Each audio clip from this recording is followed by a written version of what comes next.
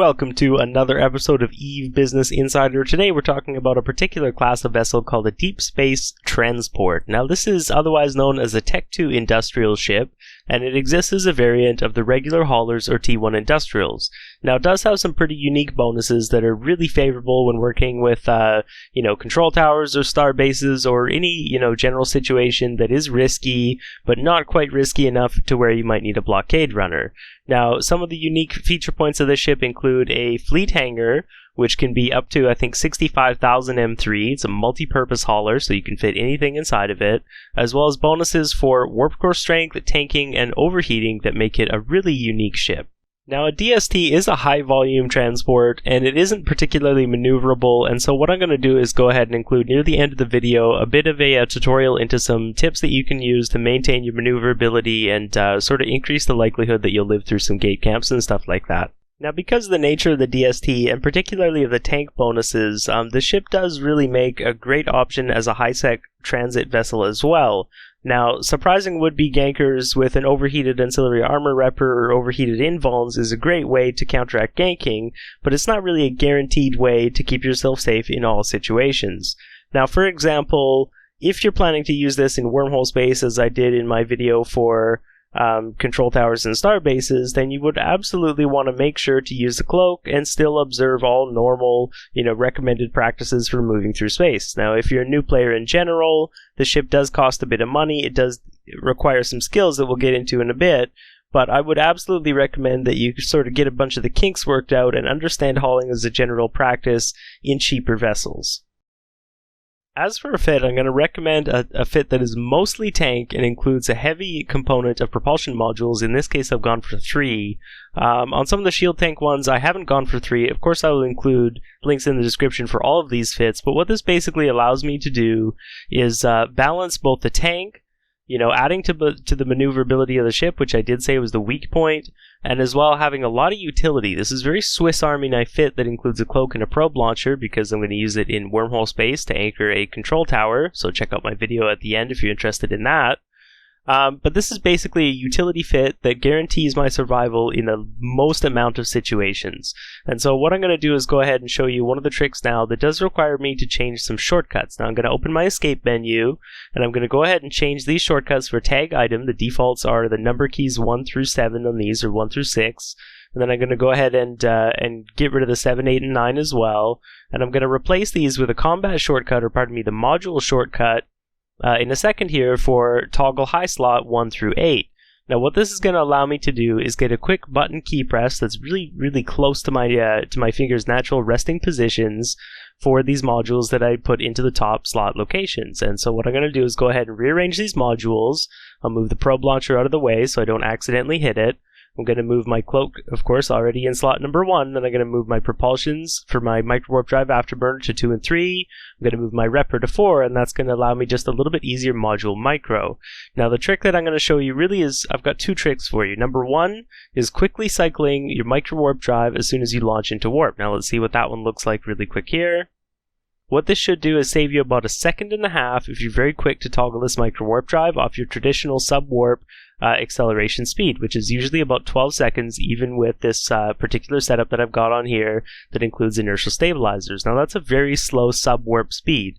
So what we need is something that's going to allow us to get off-grid a little bit quicker, or at least to be a little bit safer while we're in the process of getting off-grid. And this is the tip that I've got for you today.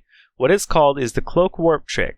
Okay, or in other words, it's basically a gimmicky sort of trick that's going to get you off of the gate in most situations that doesn't include interdiction. Now, if you're not familiar with that, interdiction or bubbles is the AoE type of warp disruption that works in a sphere around you, and this particular trick is not going to get you away from that method of gate control, so be very careful in nullsec, as you are absolutely able to get caught by that there. Now, anywhere other than nullsec, and even in a lot of situations in nullsec gate camps, they don't often have bubbles, or they won't always have bubbles, and it's very possible to use this trick to get away. I personally have gotten away from hundreds of gate camps, dozens and dozens and dozens of interceptors, and it's just hilarious to sort of moonwalk off the gate and just watch people cry in local or that sort of stuff. So here's how the trick works. Basically, I'm going to make sure that I know what direction I'm pointing. I don't know why, it just kind of helps me mentally prepare. Then I'm going to click Align.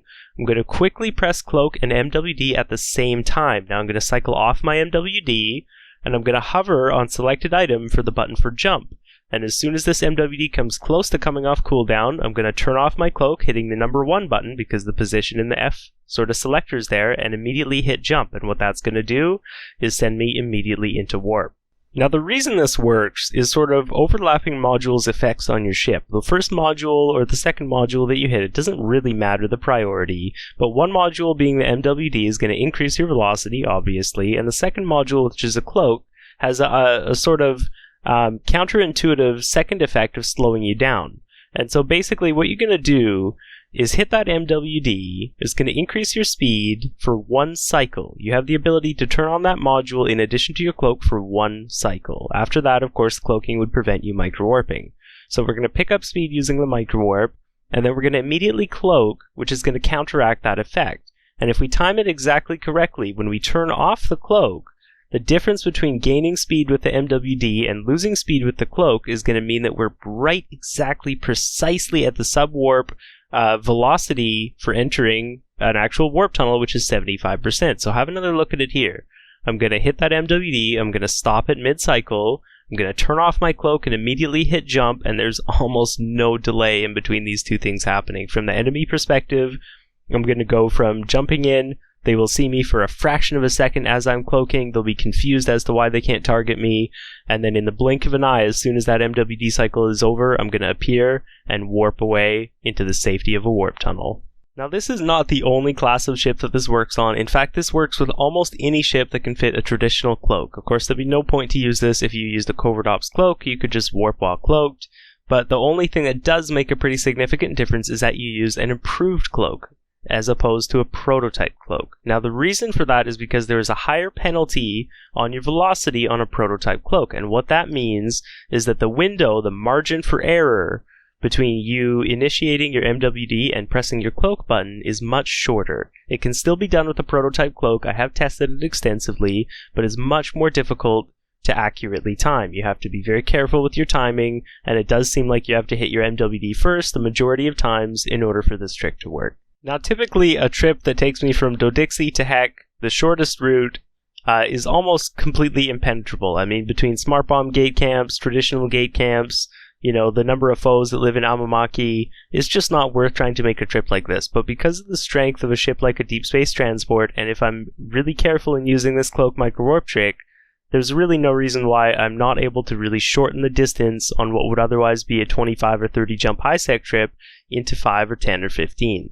Now, in addition to the Octator that I've shown you today, there are other classes or other types of these deep space transports. For the Amar, there's the Impel, for the Caldari, the Bustard, for the Mimitar, the Mastodon, and of course, as I mentioned previously, I will leave fits in the description for what I think is a generally good, robust fit for each of these ships. Of course, they're all, you know, more or less created equal. I happen to prefer the Octator because it looks the best and really has the most versatility in fitting, but of course, if you have a different race, no reason not to check that race out in particular. Now, there are some particular skill requirements for these ships, including an Industrial 5, so it is a bit of a train. But in my opinion, if you're going to be doing any amount of serious hauling, and of course if you have a wormhole or you're looking to refuel a wormhole POS, because of the mass to cargo ratio, this ship is a choice that you absolutely should not overlook.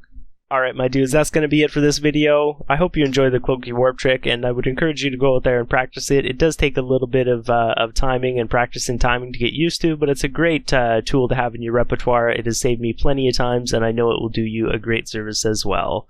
Now I've got more tutorials coming soon, so make sure you hit that like button, hit the subscribe button, and if you're interested or have something, perhaps an idea for a video, absolutely go ahead and comment. I do read the comments, and I look forward to hearing from you. That's it for now. Until the next episode of EVE Business Insider.